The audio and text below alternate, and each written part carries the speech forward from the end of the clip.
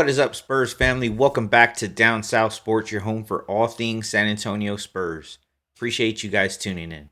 Now, before we talk Spurs basketball, I want to start by wishing all of our service members a happy Veterans Day. To every man and woman who have served from Down South Sports, thank you for your service and sacrifice. All right, let's get into it. The Spurs went on a one-day road trip to Chicago to take on the Bulls team that's quietly been playing some really good basketball. And they were shorthanded. Josh Giddey was out after literally getting his ankles taken by DeAndre Hunter that last game. And man, the Bulls are a scrappy team. They have the fastest pace in the league, constant ball movement, back cuts, shooting from everywhere. They were lighting us up. It had flashbacks of that Suns game, the one that was so frustrating because it felt like we couldn't stop a nosebleed. Same vibe early on in this one. Offensively, outside of Victor and a couple of other guys, we weren't getting much. Devin, Julian, and Jeremy didn't really give us a lot on the offensive end. And when some of your main contributors aren't giving you anything, and the other team is running at that pace, it can snowball fast. Defensively, there were too many easy looks, too many backdoor cuts, too many open threes. Just like that Suns game. It felt like we were half a step late, and the Bulls made us pay. Then, the alien decided he had had enough of that.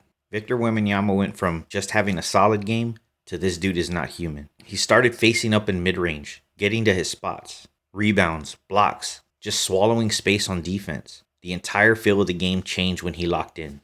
And then came the big moments. A 3 right in Vucevic's face to tie the game at 114. And then an absolute dagger to give the Spurs the lead, which ended up being the game winner. On a night we weren't getting much from Devin, Julian, and Jeremy on offense, it was huge to be able to just go to the alien down the stretch and let him do supernatural things. After these last few games where every team has thrown different defensive schemes at him, traps, doubles, funky matchups, it was so good to see him have one of those games where he just looked completely unstoppable again. But Victor didn't do it alone. Stephon Castle was making all the right plays down the stretch. He kept finding Cornet on multiple possessions. That Castle-Kornet connection is deadly right now.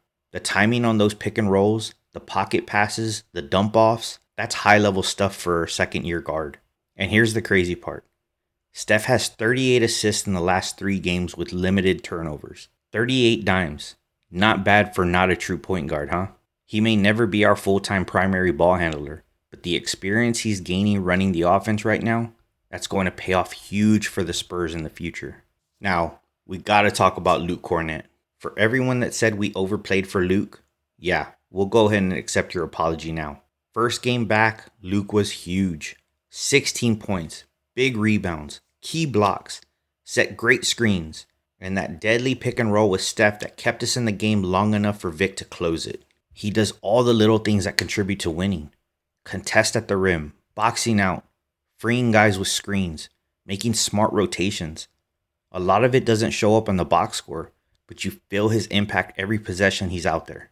And then there's De'Aaron Fox. He finished with 21 points, but honestly, the scoring wasn't even the best part of his night.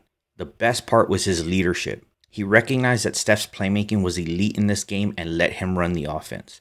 No ego, no my ball stuff. Just trusting his teammates.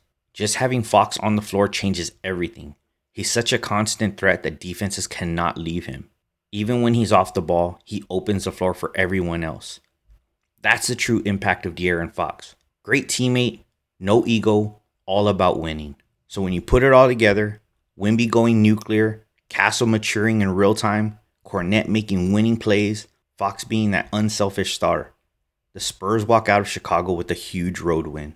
That pushes us to 8-2 on the season, and now we've got a 5-game homestand coming up. The Spurs are in a great position to keep climbing the top of the Western Conference.